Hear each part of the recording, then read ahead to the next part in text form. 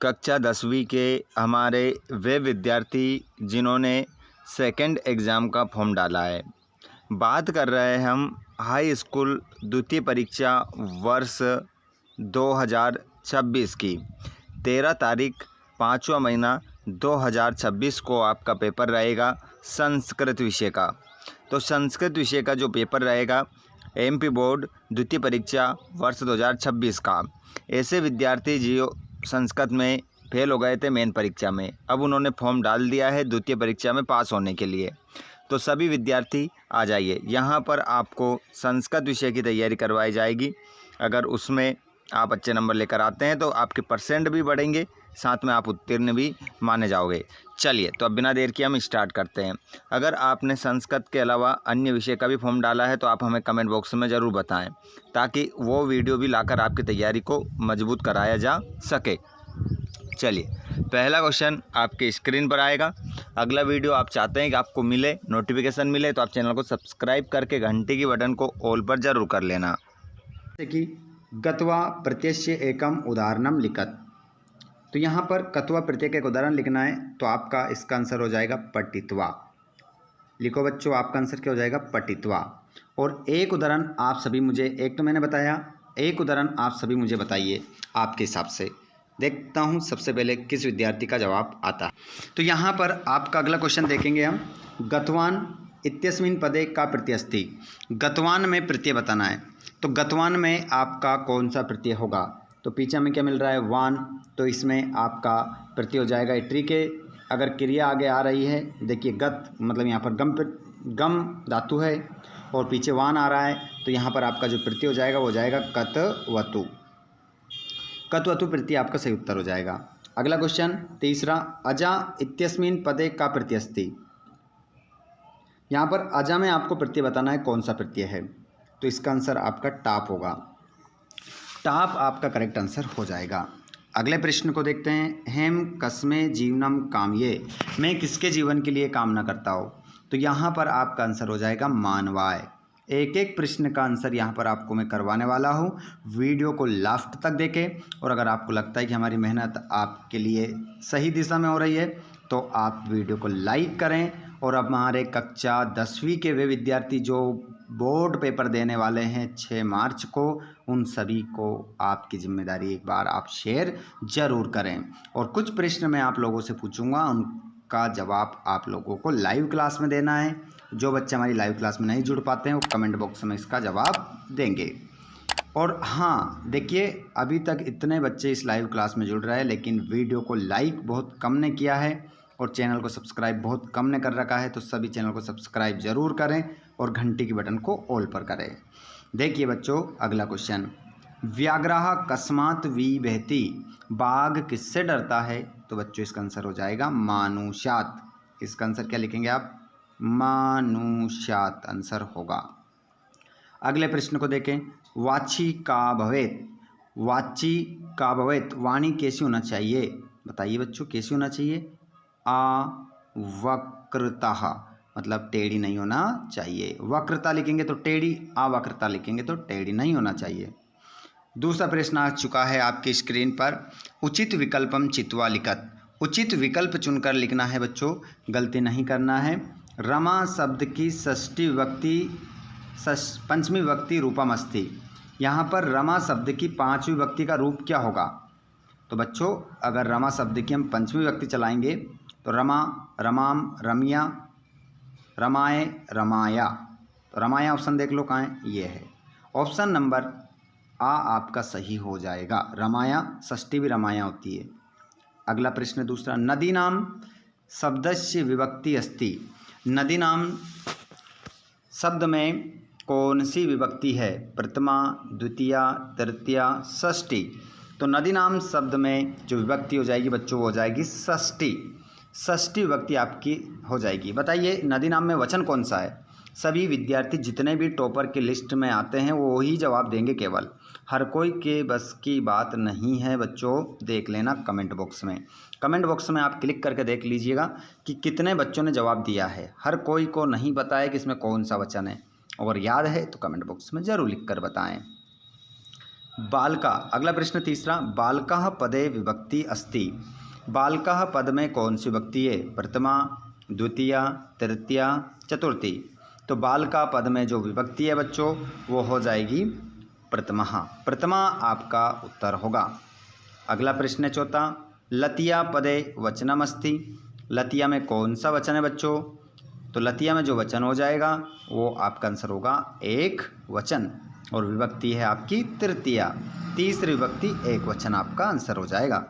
अगला प्रश्न देखेंगे, विद्या माता इव रक्षति अस्मिन् वाक्ये अव्ययपदमस्ति। विद्या माता इव रक्षति, विद्या माता के समान रक्षा करती है। इस पूरे वाक्य में बताइए अव्यय कौन सा है? 4 शब्द इसमें, 1 2 3 4, इनमें से अव्यय कौन सा है? ऑप्शन में भी आपको यही मिलेंगे, विद्या माता इव रक्षति। तो इसमें आपका जो अव्यय हो जाएगा बच्चों, इव जो है आपका अव्यय हो जाएगा। अगले क्वेश्चन को देखते हैं। अगला क्वेश्चन आएगा आपकी स्क्रीन पर बच्चों। छठा, अधोलिखितेषु अव्ययपदम नास्ति। यहाँ पर कह रहा है, नास्ति का ध्यान रखें आप, कह रहा है कि जो 4 पद हैं इनमें से कौन सा अव्यय नहीं है। देखिए, प्राता अव्यय है, तथा अव्यय है, यथा भी अव्यय है, लेकिन ये हमारी क्या है? धातु है। तो यही हमारा क्या हो जाएगा? आंसर हो जाएगा। यही तो नहीं है, बाकी तो है। उसने क्वेश्चन में भी यही पूछा है। प्रश्न क्रमांक तीसरा देखेंगे, जिसमें रिक्त स्थान की हमें क्या करना है? पूर्ति करना है।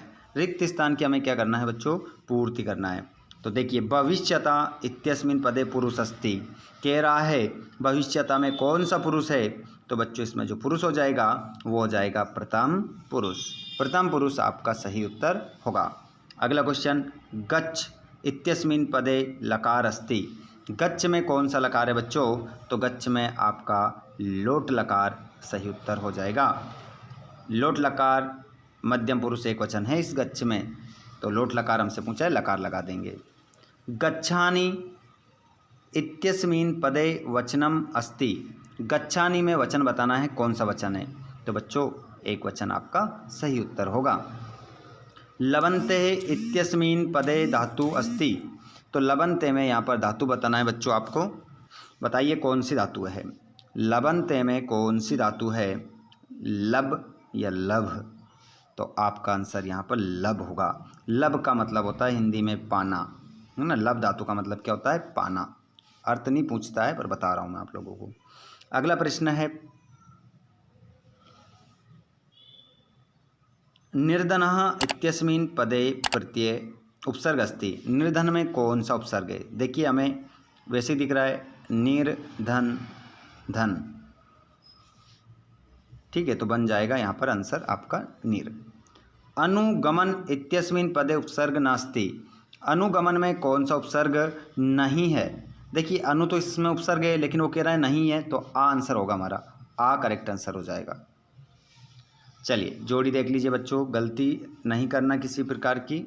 गलती करोगे तो सीधा नंबर यहाँ से आपका कट जाएगा। यहाँ पर आपको जोड़ी मिलाना है विद्या अभ्यास। विद्या अभ्यास, तो इसमें आपका जो संधि हो जाएगी वो दीर्घ संधि हो जाएगी। सूरधन ईस बन जाएगा सुरेश, और यहाँ पर आपका सदैव लिखा है सदैव।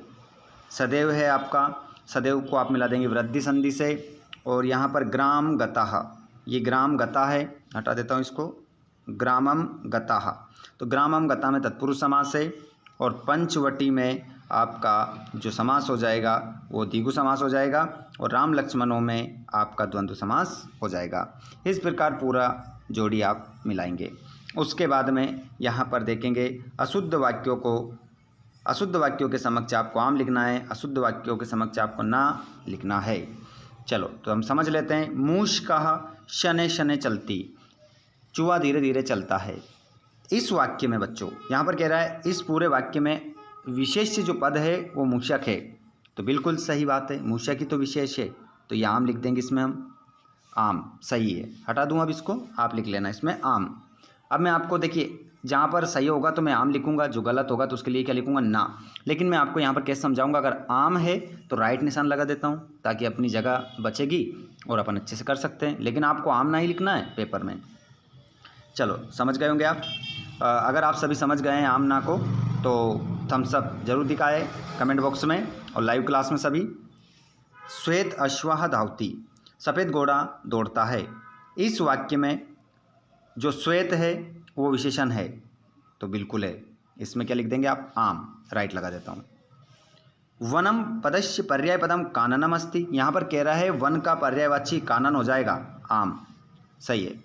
पाषाण पदस्य पर्याय पदम जलम अस्ति, देखिए पाषाण मतलब होता है पत्थर और जलम का मतलब तो पानी होता है। यूँ कह रहा है कि पाषाण का पर्यायवाची जलम हो जाएगा, नहीं होगा, ना लिखेंगे ना, कट लगा दिया मैंने। दूषितम का विलोम पद शुद्धम हो जाएगा तो बिल्कुल हो जाएगा आम। और बुद्धिमान पदस्य विलोम पदम विद्वान अस्ति, तो बुद्धिमान का विलोम पद मूर्ख होता है, ये तो पर्यायवाची होगा यहाँ, तो इसके लिए भी ना लिखेंगे हम। चलिए अब हम 2-2 नंबर वाले क्वेश्चन देख लेते हैं। आंसर भी मैं आपको बताऊंगा, ठीक है, लिखा हुआ बताऊंगा पूरा आंसर, ताकि आप लोग अच्छे से लिख लेंगे। और आंसर भी इनमें दोनों में से एक बताऊंगा और फिर आपका जो अगला सेट आएगा उसमें वो आंसर भी आपको मिल जाएंगे, चिंता ना करें। अस्माकं पर्यावरणे किम किम दूषितम अस्ति, हमारे पर्यावरण में क्या क्या दूषित है, तो आप लिख लीजिएगा किम किम हटा दो, इसका आंसर लिख लो जलम, भक्ष्यम। चलो ऐसे लिखने में टाइम लगेगा, मैं आपको समझा देता हूँ और आंसर बता देता हूँ। लोके में तो बयात का मुच्यते, इस संसार में बड़े से बड़े भय से कौन मुक्त हो जाते हैं, इसमें तो बुद्धिमान लिख दो, छोटा आंसर रहेगा तो मैं बता देता हूँ, बुद्धिमान हो जाएगा, ठीक है, बुद्धिमानः या बुद्धिमान हो जाएगा, ठीक है। अगला क्वेश्चन 7वां, कवि किमर्थम प्रकृते शरणम इच्छति, कवि प्रकृति की शरण में क्यों जाना चाहता था। और कस्मात् कारणात् महानगरेषु संसरणम कठिनम वर्तते, किस कारण से महानगरों में चलना कठिन हो गया, ठीक है। एक क्वेश्चन और 8वां देख लेते हैं, 8वें का भी आंसर बता देता हूँ। रामः कुशलवो कुत्र उपवेशितुम कथयति, राम ने कुशलव को कहाँ बैठने के लिए कहा, तो कुत्र की जगह सिंहासन है, इसका आंसर है बस सिंहासन है, बस 2 नंबर पक्के यहाँ से, ठीक है, ये सिंहासन है। इसका तो वाला भी देख लो, कृषकः किम करोति, इसमें किसान क्या कर रहा था, है ना। और केन समा बंधु नास्ति, तो केन की जगह आप तो लिख दो उद्यमेन, आंसर बताऊंगा, आप चिंता ना करें, कहीं भग मत जाना, उद्यमेन हो जाएगा। जो आंसर बताने के हैं वो बता देता हूँ, उसके बाद हम देखेंगे, ठीक है। कवि कुत्र संचरणम कर्तुम इच्छति, और सरसा तीरे के वसंती, और माता सुरभि किमर्थम अंशुनि मुंचति, इसमें तो 6 से लेकर 10 तक तो अभी आंसर देख लो, आप बता देता हूँ आप लोगों को। ये देखिए आपका छठे वाला का आंसर, ठीक है। अस्माकं पर्यावरणे किम किम दूषितम अस्ति, जो आंसर मैं आपको लिख रहा था, अस्माकं पर्यावरणे जलम, वायुमंडलम, धरातलम, भक्षम चा दूषितम अस्ति। 2 नंबर का क्वेश्चन है, 2 नंबर आपके पक्के, ऐसे लिख कर आना है आपको। अगला क्वेश्चन 7वां, कवि कुत्र संचरणम कर्तुम इच्छति, तो देखिए यहाँ पर अत्र जीवितम दूर्वम जातम अतः कवि प्रकृते शरणम इच्छति। देखिए 8वां देखिए, ये मैंने बता ही दिया था आपको कि सिंहासन पर वो बैठने के लिए कहते हैं। और ये रहा 9वां, उद्यमेन समा, ठीक है, उद्यमेन आएगा यहाँ पर, उद्यमेन समा बंधु ना अस्ति, ठीक है। आगे देखिएगा, सरसा तीरे बका सहस्त्रेन वसंती, तालाब के किनारे कौन रहते हैं, हजारों बगुले। और यहाँ पर अब देखिएगा, अगले क्वेश्चन को देखते हैं पहले हम, उसके बाद आगे बताऊंगा। ये क्वेश्चन नंबर 11 देखिए, यहाँ पर प्रश्न निर्माण करना है। प्रश्न निर्माण में यहाँ पर महानगरेशु हटाना है, केशु लिखना है, ठीक है, अभी बताऊंगा लिखा हुआ। सुरादीपा हटाना है और इसके जगह क्या लिखना है, का, पीछे क्वेश्चन मार्क कैसे लगाते हैं वो भी बताऊंगा। और यहाँ पर ये बात किसने किससे कही, ये किसने किससे कहा, वैश्यापूर्व खलु नाम देयम, ये 3 वाक्य किसने किससे कहा ये भी मैं आपको बताऊंगा। और यहाँ पर वाच्य परिवर्तन जो ये 3 है ये भी मैं आपको बताऊंगा।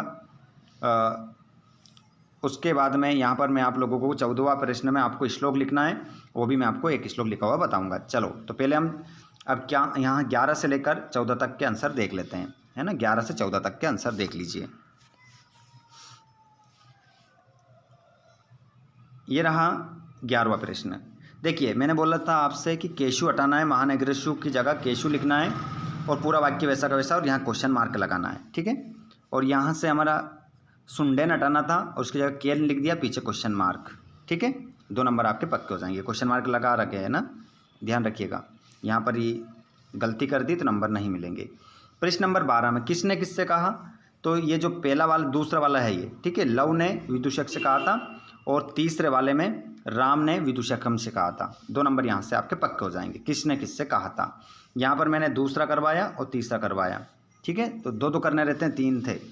यहाँ पर 14, यहाँ पर क्या करना था, वाच्य परिवर्तन करना था।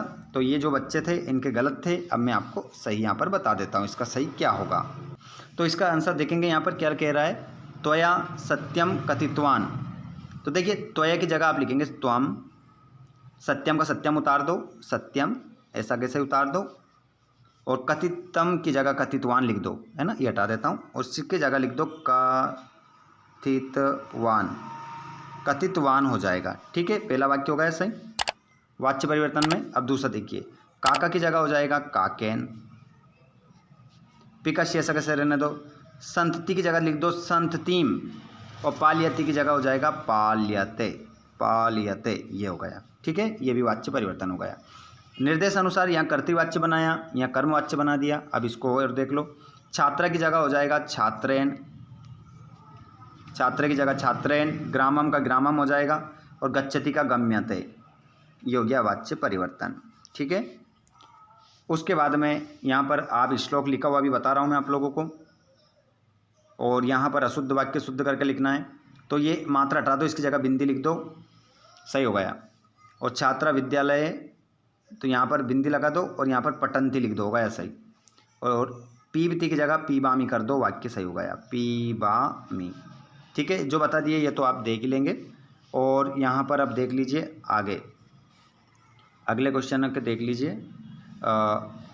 यहाँ पर खालिस्तान बता देता हूँ, उसके बाद में सभी ये लिखे हुए बताऊँगा, है ना। कहाँ से बताऊँगा मैं, 14 से आपको बताऊँगा, चिंता ना करें किसी प्रकार की। देखिए, बका अविचल स्थित प्रज्ञा, पहले वाले में मयूरा इति नामनापि ज्ञायते, तो इसमें आ जाएगा अहिभुक, दूसरे में उल्लुक, ये तीसरा वाला, काका ये चौथा वाला, और लास्ट वाले में आ जाएगा पिका। ठीक है, इस प्रकार आपका खालिस्तान हो जाएगा फील। उसके बाद में घटनाक्रम देखेंगे, तो घटनाक्रम भी मैं आपको बता देता हूँ। ठीक है, चलिए लिखा हुआ बता देता हूँ। पहले क्वेश्चन ही देख लीजिए आप, तो ये घटनाक्रम है, इसको सही करके कैसे लिखेंगे वो बताऊँगा मैं आप लोगों को, यहीं देख लीजिए नहीं तो। और क्वेश्चन नंबर 18 में अपठित गद्यांश रहेगा, मतलब पठित गद्यांश रहेगा। इसके आंसर ये जो 3 प्रश्न है, इसका आंसर इसी में से ढूंढ कर देना है। तो ये भी आंसर मैं आपको अभी करके बता देता हूँ, यहीं स्क्रीन पर आपको सभी आंसर मिलेंगे। क्वेश्चन नंबर 19 में भी आपको पढ़कर आंसर देना है। क्वेश्चन इनके स्क्रीनशॉट ले ले पहले आप। क्वेश्चन नंबर 20 में भी आपको इसी में से ढूंढकर आंसर देना है। आंसर मैं आपको सेंड कर रहा हूँ। चलिए, तो 14 से लेकर 21 तक के आंसर देख लीजिए अभी।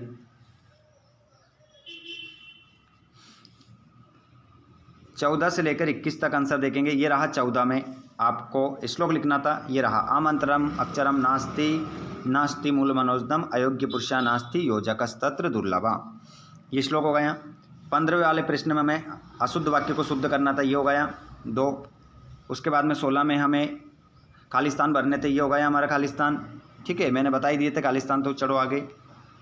घटनाक्रम जमाने थे हमें। ठीक है, तो यहाँ पर घटनाक्रम कैसे जमेगा देखिए, पहली वाली लाइन ये आएगी, दूसरी वाली ये आएगी, और ये तीसरे नंबर पर आती है और चौथे नंबर पर आती। ठीक है, इस प्रकार इन लाइनों को आगे पीछे कर दीजिए, तीसरी को यहाँ, ये चौथी को तीसरी पर, तीसरी को चौथी पर, आपका घटनाक्रम जम जाएगा। उसके बाद में यहाँ पर 18वें प्रश्न में क्या करना है आपको, 18वें प्रश्न में एक प्रश्न जो पैराग्राफ था उसका आंसर देने थे, तो ये आंसर है। ठीक है, सही आंसर। उसके बाद में यहाँ पर आप देख सकते हैं 19वें वाले प्रश्न के 3 आंसर सही है। ठीक है, आप लिख सकते हैं। और 20वें वाले प्रश्न में आपका पहला, दूसरा, तीसरा, ये आंसर होगा। अब 21 का जो आंसर था उसमें एप्लीकेशन आपको लिखना था, तो ये रही आपकी एप्लीकेशन, अवकाश का प्रार्थना पत्र। ठीक है, संस्कृत में, ये पूरा अच्छे से स्क्रीनशॉट ले लेना इसका, 4 नंबर यहाँ से आपके पक्के हो जाएंगे। उसके बाद में प्रश्न नंबर 23 में आपको क्या करना है बच्चों, एक प्रश्न आपको अपठित गद्यांश जो था 4 नंबर का, उसके आंसर लिखने थे। तो ये रहा अपठित गद्यांश आपका 4 नंबर का है। ठीक है, ये 4 नंबर का है। इसका जो शीर्षक जो था वो हो जाएगा दुकानाम मूल कारणम अज्ञानम। तो यहाँ पर अज्ञानम आपका टाइटल होगा, शीर्षक अज्ञानम आपका रहेगा, अज्ञानम। ठीक है, अज्ञान के ऊपर है भैया, हमें अज्ञानी नहीं बनकर रहना है, शिक्षित बनना चाहिए। ये कालिदास, महाकवि कालिदास का निबंध है, 4 नंबर में। ठीक है, इसको अच्छे से देख लो। ये कालिदास का निबंध, ठीक है, ये रहा कालिदास का निबंध। उसके बाद आप यहाँ पर पेपर देखेंगे तो इसमें देख सकते हैं आप अवकाश का प्रार्थना पत्र। ठीक है, और ये 22 में आपको एक निबंध लिखना है और 23 में आपको यहाँ पर अपठित गद्यांश को पढ़कर इन 4 प्रश्नों के आंसर देने थे, 1 2 3 4। ठीक है, इस प्रकार हमारा पूरा पेपर यहाँ पर सोल्व हो जाता है। A to Z क्वेश्चन मैंने बोला था आपसे 1 से 23 तक बताऊंगा, तो ये हो चुका है पूरा सॉल्यूशन। आप सभी इस वीडियो को अपने सभी भाई बहनों को ज़रूर शेयर कर दें, और अगर आपने चैनल को सब्सक्राइब नहीं किया है तो इसी प्रकार मैं आप लोगों के लिए वीडियोस लेकर आने वाला हूं, ताकि आपकी तैयारी बेस्ट हो जाएगी। तो चैनल को सब्सक्राइब करके अपने दोस्तों को ज़रूर शेयर करें। धन्यवाद। और इसके बाद आपको कौन सा वीडियो चाहिए कमेंट बॉक्स में ज़रूर लिखिएगा। आप इस वीडियो को कहाँ से देख रहे हैं ये भी आपको बताना है कमेंट बॉक्स में। धन्यवाद।